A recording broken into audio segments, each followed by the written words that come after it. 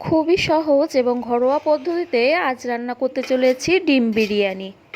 প্রথমে ডিম আর আলুগুলোকে সেদ্ধ করে হলুদ মাখিয়ে এইভাবে ভেজে নেব। আলুগুলো খুব একটা বেশি সেদ্ধ করিনি। অন্যদিকে বেশ খানিকটা পেঁয়াজ কুচি করে নিয়েছি এইভাবে বেরেস্তা করার জন্য।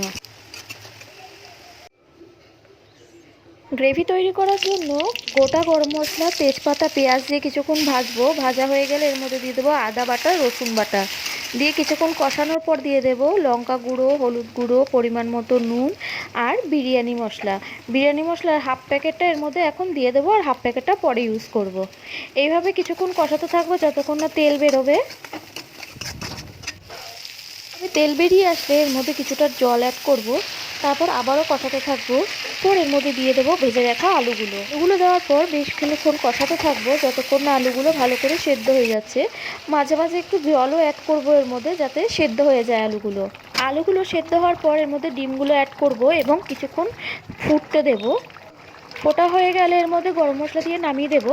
অন্যদিকে রাইসটা বানানোর জন্য জলটা গরম হলে এর মধ্যে গোটা গরম মশলা, তেজপাতা আর নুন পরিমাণ মতো দিয়ে আধ ঘন্টা ভিজিয়ে রাখা চালগুলো এর মধ্যে দিয়ে নেব।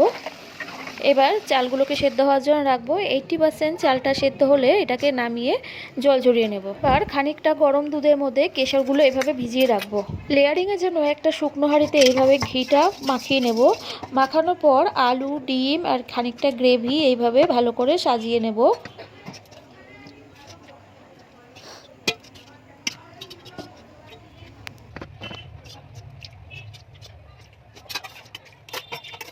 তারপর দিয়ে দেব পুরো রাইসটা।